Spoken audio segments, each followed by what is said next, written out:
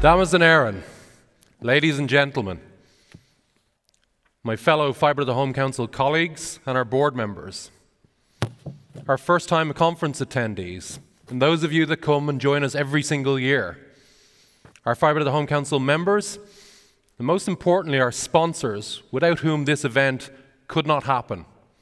Welcome to Amsterdam. Those of you that don't know me, my name is Ronan Kelly, and I'm the president of the Fibre to the Home Council Europe. Those of you that do know me know that I spend most of my time throughout the year traveling all over the world, where I'm very fortunate to get to see a lot of fantastic cities. But I have to be honest with you, of all the cities that I get to see, Amsterdam is right up there amongst my favorites. It's a city with so many individual but uniquely Dutch buildings, a city with fantastic character. While you're here at our conference, I'd highly encourage each and every one of you to take some time and get out and see the city.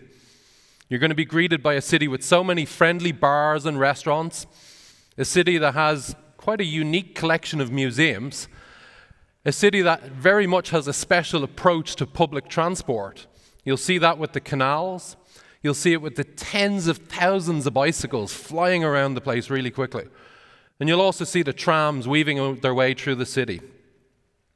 Which reminds me, I do have a word of caution for each of you when you do go out and take in the city. And again, I highly recommend that you do. You see, some joker thought it would be a really good idea to take the warning bell that they use on the bicycles, that sort of ding, ding, ding, ding that you hear around the place. This joker thought it would be a really clever idea to take that same bell and use it on the trams. So you need to be very careful out there. The next time when you're walking through the city and you hear that ding, ding, ding, ding, ding, ding, don't just assume it's a harmless bicycle coming your direction. Many a tourist over the years has been caught out by that. Many of you in the room who I know have been caught out by that over the years. So with that cautionary note, I'd once again like to welcome each and every one of you to Amsterdam, and in particular, welcome to the 2019 Fibre to the Home Conference. I'd like to kick things off with a question. And don't worry, I don't need you to raise your hand or shout out the answers here. I just want to give you to give consideration to it. And that question is, how many of you have noticed a change in the focus of Fibre to the Home Council Europe recently? A change in our messaging, a change in what we're communicating. You see, as the president of the Fibre to the Home Council Europe, over the last 3 years, I've stood in front of many of you, and I've encouraged you to do whatever you can to preserve the then proposed wording in the draft European Electronic Communications Code. That wording that would underpin the regulatory environment for our entire industry. That wording that had such a strong emphasis on full fibre. That wording that would ensure every European citizen could avail of a full fibre connection. The wording that would drive the future success and ultimately secure the future livelihoods of so many of us in the room today. Well, I'm delighted to have the opportunity to say congratulations, well done to all of you. Because as of December last year, the new Electronic Communications Code came into force and is currently on a transition period over the next 2 years across the EU member states. So you see, the focus of the Fibre to the Home Council Europe has changed. It has evolved. The new targets have been identified for the Council, and work has already begun on those targets. Today, as the president of the Fibre to the Home Council Europe, I'd like to talk to you about 3 of the key focus areas that the Council is looking towards as part of their future strategy. The first is we have copper networks that we need to switch off. Second, we must remember that 1 gigabit per second is not the end game for gigabit societies. And third, that vision of 5G, we all know the vision. Tens of millions of connected devices, latency that's comparable with fibre, error rates that are similar to fibre, and most importantly, gigabits to everybody. That vision of 5G will remain just that, only a vision, if we don't take serious action and really start to ramp up the massive fibre densification that's going to be needed. We need to be careful about continued investment in network infrastructures that are barely up to the task of gigabit society's needs, because continued investment in those infrastructures is only going to serve to delay Europe's transition to becoming a leader on the global stage of gigabit societies. Governments must do whatever they can to enforce the guidelines that have been defined within the code. They must embrace the definitions around very high capacity networks. Operators need to begin laying down their plans for copper switch off. And the consumers, that includes all of you in the room today, the consumers must do their bit. They must use their spending power to reward those operators that are willing to make the investment and bring fibre to those consumers. Let's reflect a little bit. There's no question that the copper infrastructures throughout the world have played an admirable role in the global communication networks. Without these extensive copper networks, many of which were built over 100 years ago, there would have been no early internet. No modems singing out their handshakes. No parents screaming up the stairs at their teenagers to get off the internet because they want to call your granny. I know many of you in the audience were like me. You were one of those teenagers and your parents were shouting up at you as we explored the early internet with our Netscape Navigator browsers on Windows 95. I'm sure you all remember it. It's quite remarkable when you think about what the smartest engineers in the world were able to squeeze out of those copper pairs. First it was kilobits per second, then it was megabits per second, and now even with the right conditions, you can squeeze a gigabit out of those copper lines. But you know what? It's time to stop squeezing. Because for society to evolve, for Europe to take the next big leap and really take a leadership role in both gigabit societies, but also in the emergence of 5G, we must give up this addiction to copper. Because this addiction, it's not good for Europe in the long term. It's not good for any of us in the room here today, but most specifically for our children who have to go out and compete in a world where digital supremacy is all that matters. It's not good for our children. Out of curiosity, and this time I would like you to raise your hand just so I can get a feel for the awareness of this. How many of you in the audience have heard of Project Fibre? Very small percentage, about 1% or thereabouts. As I mentioned, one of the future focuses for the Fibre to the Home Council Europe is around lobbying to try and accelerate copper switch off. And as part of my role, when I travel around the world and I get to speak with operators all over the world, it's always an enjoyable conversation to talk to them about the transition towards full fibre networks. Everybody loves that part of the conversation. However, an inevitable part of that conversation then is, when we move towards full fibre, let's start to talk about copper switch off. And as you can imagine, that's quite an emotive topic. That's one that typically I'm presented with a very long list of reasons as to why this will never happen. The only list I ever get every year that's longer than that is my kids' Christmas list. So, you know, it's quite a long list of excuses. Well, for me, Project Fibre is proof that this can happen, that copper switch off can be a reality. Because with Project Fibre, what we see is one of the operators in Europe is focused on turning off 1 copper exchange per day over the next 3 years. You see the numbers on the screen behind me. Those numbers quantify the volume of exchanges that are going to be turned off every year. Now, this is not the work of some small niche operator. This is not a small project. This is the work of Telefónica Spain, a Tier 1 operator in one of Europe's largest markets. Now, surely, If Telefonica Spain, this is Telefonica, remember, who over the last decade has had a lot of financial challenges on their hands, but yet they've been able to drive this momentum and move towards this ultimate target of a pure fibre society. If they can do this, what's stopping the other operators across Europe doing the same?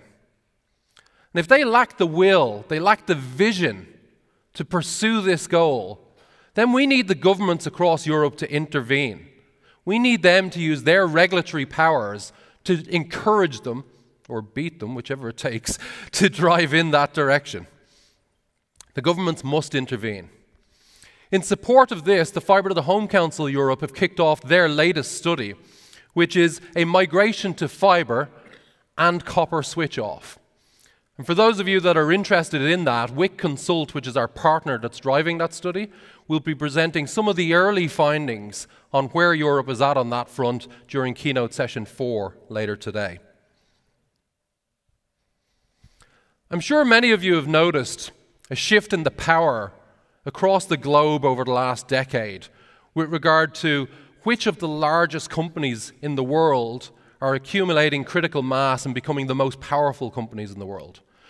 And it used to be a case that the oil companies and the big engineering companies, companies like Exxon, companies like GE, they used to be the ones, the largest companies in the world, the companies that countries would court to try and get them to set up in their regions. But over the last decade, that has really transitioned now, where we now have a long, long list of digital technology companies that have completely surpassed all of the traditional companies. And this has not been lost on governments throughout the world, because the governments have come to recognize that if they want their country to serve as the birthplace of the next Google, or the next Amazon, or the next Facebook, that they need to transition their societies to becoming digital societies, to becoming gigabit societies. But we need to be wary as part of that. We need to be wary of that promise of gigabit society that's being crafted by governments, by industry, by academia throughout the world, that promise does not become compromised. It doesn't become compromised by network infrastructures that are barely up to the task of meeting the needs of a gigabit society. We must push back on wasteful investments that result in networks that can barely make it over the start line of gigabit society. Consumers must be willing to say no to inferior broadband offerings. Consumers must be willing to demand a full fibre connection.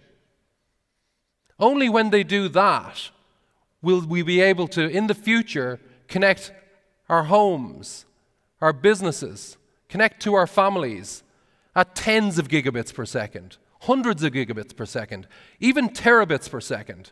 Only when we do that, the true potential of the vision of gigabit society will be realized. Now, as we strive to try and secure access to full fibre and really drive for this superior form of connectivity, we must be wary of those that would seek to take advantage of us. As in all areas within society, there are those that try to pawn off inferior product offerings as being the real thing. I find it fascinating that the Advertising Standards Authority and the local authorities are so quick to clamp down on those that are selling counterfeit goods, whether it's in retail stores or in markets, etc. But yet they allow large-scale corporations, operators across Europe, continue to sell products that masquerade as full fibre products, when quite clearly they're deficient on so many different fronts. I wonder how many people we have in the audience today from BEREC, or from the national regulators, or even from the advertising standards authorities. Don't worry, I'm not going to call you out, but I will ask you to consider this question. How is the fake Rolex or the Louis Vuitton handbag that's sold on a market stall or sold online, how is that any different from the fake fibre products that are being sold across Europe today and sold every day of the week? The actions of those operators that are selling those misleading products, their actions are misleading consumers who can't be expected to know any better. Remember, we're the 1% of the population here, all the technical-oriented people. The other 99% can't decipher what's real fibre and what's fake fibre. Their actions are damaging the brand of fibre. Their actions are damaging our brand, the brand that many of us in the room here depend on for our livelihoods. Berwick, you have a duty of care to the fibre industry, to take action and to protect that fibre brand, to protect those fibre networks and their reputations, those same fibre networks that are costing tens of billions of euros to build. If Europe is to secure a place at the leadership table of gigabit societies, you need to do your job. You need to take action. You need to protect that fibre brand.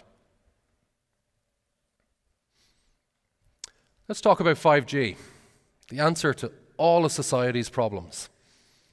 Or was that wine? I always mix those two up. I find it very humorous, increasingly humorous now, that we consistently hear this question mark about, should you invest in fibre networks? Because 5G is going to replace all of the fixed infrastructure. It was interesting, Matthew Hare, I don't know if many of you saw the announcement, Matthew just launched his new fibre company in the UK, Zoom. And I was watching some of the feedback he was getting on LinkedIn during the week. And even during the week, he was asked that very specific question by a couple of people. Matthew, is this a sensible thing to get back into building fibre when 5G is going to replace your infrastructure? And I think this is hilarious, I do. If we were to get to the point where we were to stop inventing, right here and now, invent no new stuff, no new connected things, no more immersive experiences, no more increases in the resolution of our screens, etc., and really stop and freeze at this point in time, then maybe 5G could have a fairly significant role in replacing the fixed infrastructure. But the reality is we're not going to stop inventing. Right here, right at this moment in time, the pace of innovation throughout the world has never been faster in the entire history of mankind. Now guess what? What direction do we think that pace is going in? Is it getting faster again, or is it starting to slow down? Who thinks it's getting faster? Let's see a show of hands. There we go, exactly, all right? The pace of innovation is only getting faster. I've said it to so many of you over the years when I've spoken at various different conferences. The bandwidth always precedes the applications. It makes for a really bad business model to develop applications that have bandwidth needs that are not available in the market. You can't sell your product. The bandwidth always precedes the applications. We recognize that as society transitions beyond 100 meg and the new gigabit societies really do begin to emerge, we will see the applications evolving and developing to take advantage of that additional capacity. We recognize that there will be some that 5G will represent a viable alternative to a fixed broadband connection, and for various different reasons. Quite often for a lot of people it's they don't want to be in a contract, or they're moving house soon, or they just want mobility, etc. Just like what we have with 4G. With the higher capacity and the lower latency of 5G, we'll probably see a slightly bigger portion of the market that fits their needs. But remember this, 5G as an offering, as an alternative to fixed broadband in a gigabit society will not be viable without that society first becoming a fibre society. Let me explain why. On the chart behind me, we see the spectrum that is used by the various different technologies for delivery of data over the wireless interfaces. And if we look at 4G, 4G operates down around the megahertz end of the spectrum, into the low gigahertz. And we know from our 4G networks, from the cells, we can get a couple of 100 meg that's shared between users, and we certainly get a good mobility experience versus what we used to get on 3G. We also get a small proportion of society that use that as their primary broadband connection as well. But in order for cellular to deliver that gigabit experience, they have to move up to the much higher end of the frequency spectrum. They have to move up into what we call the millimeter wave end of the spectrum, up around the 60, 70, 80 gigahertz range of the spectrum, if they really want to deliver gigabit services that will compete with fixed infrastructure. And they can do that. You can actually achieve those rates, but there's a little bit of a catch.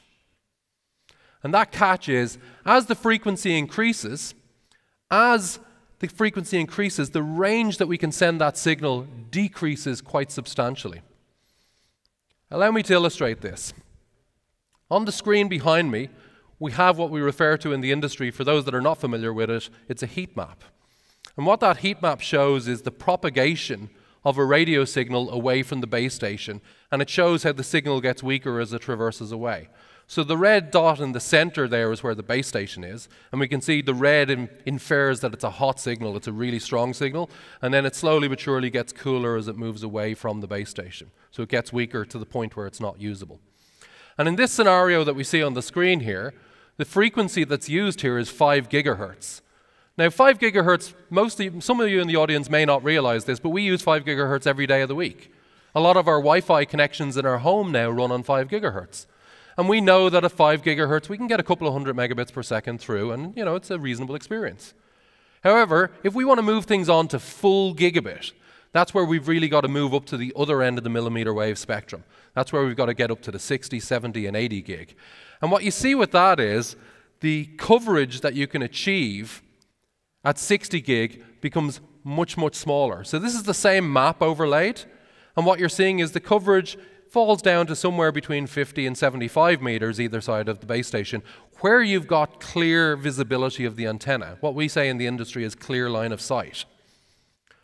So you can imagine, if you want to achieve the same level of coverage, you've got to roll out many, many, many more base stations. And if we think about the implications for this for some of Europe's larger societies, this is going to result in millions of small cells having to be deployed if 5G is really going to go toe-to-toe with the fixed fiber infrastructures to try and compete for that fixed broadband business. So we said it last year on stage, without full fiber across Europe, that vision of 5G being an alternative for the fixed broadband infrastructure will never become a reality. I hope it's becoming a little bit clearer now as to why that is. Now, this massive densification that's going to be needed, if you picture the amount of fiber backhauls that are going to have to be built in order to connect all of those small cells back onto the infrastructure, it's going to be quite substantial. And some might jump to the conclusion very quickly that that's going to result in a massive cost overrun. And do you know what? You'd be absolutely right if you don't take care and plan things correctly. On the screen behind me, you get a little bit of insight into one of the studies that the Fibre to the Home Council Europe kicked off last year. And that study focused on the cost of building out 5G infrastructures and whether you could use convergence with the fixed fibre infrastructures to reduce that cost. And we asked our partner Comsoft to take 3 models, one an ultra-dense, downtown, high-density city area, one an urban area, and then one a rural area, and to come up with a model that showed the cost of connecting everybody in those 3 locations to gigabit connectivity on full fibre. Then separately come up with a model to connect those same citizens to gigabit connectivity, but over 5G.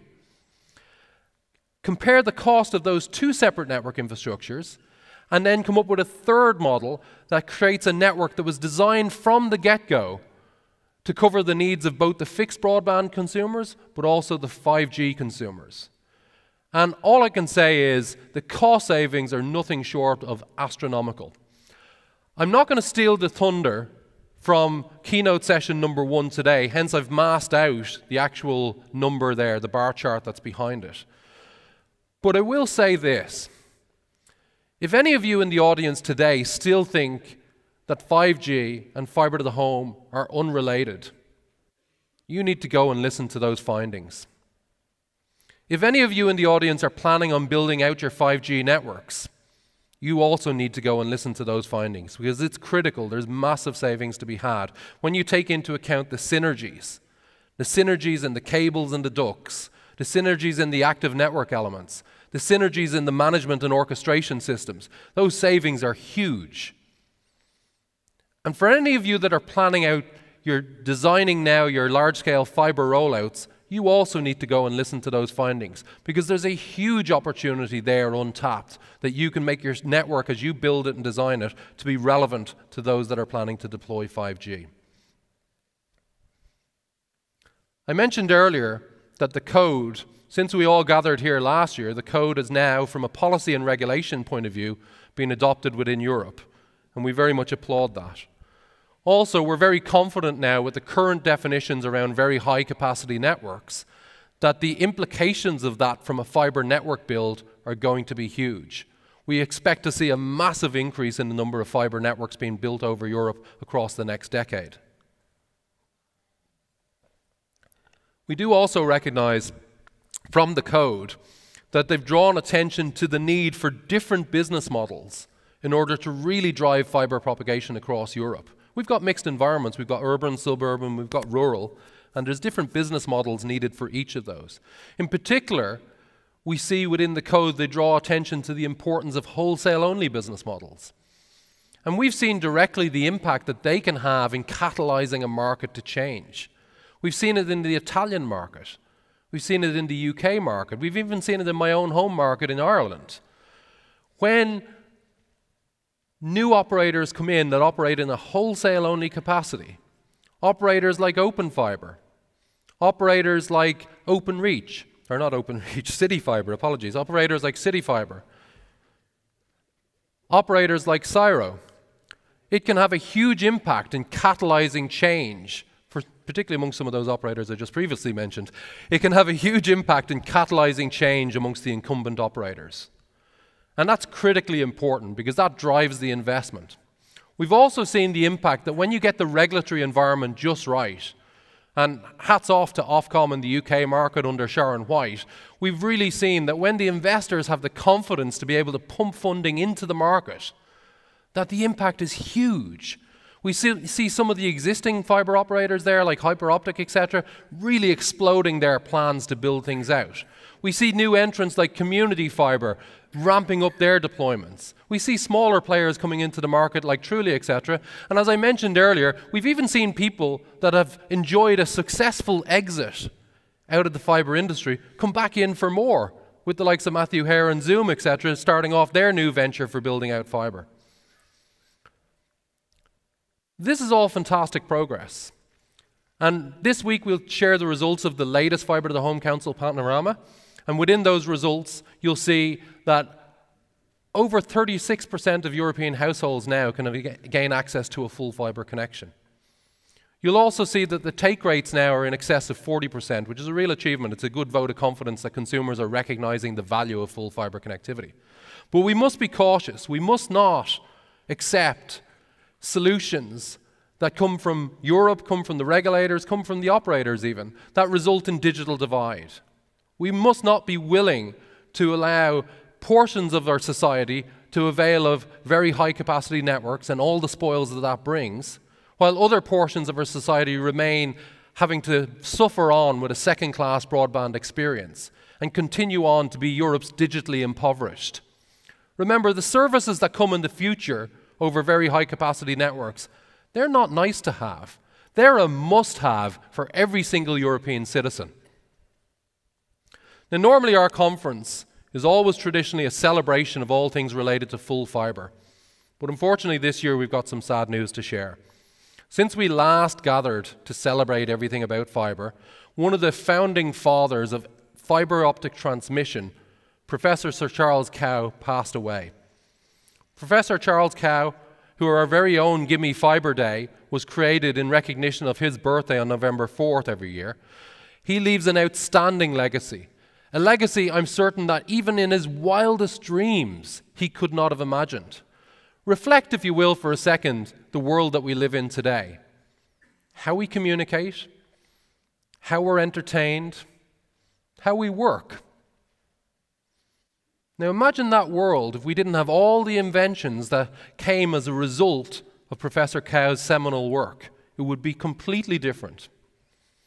I'm very proud today to be able to share with you that Professor Cow's legacy will not be forgotten. Because starting this year and every year going forward, the Fibre to the Home Council Europe will have an annual award acknowledging the efforts of an individual on a global basis that has really taken up the mantle and moved the ball forward with regard to bringing full fibre to all citizens. And I'm also delighted to announce that we've received the full support from Professor Cow's widow and his children to name that award after his legacy. And for that, we applaud them.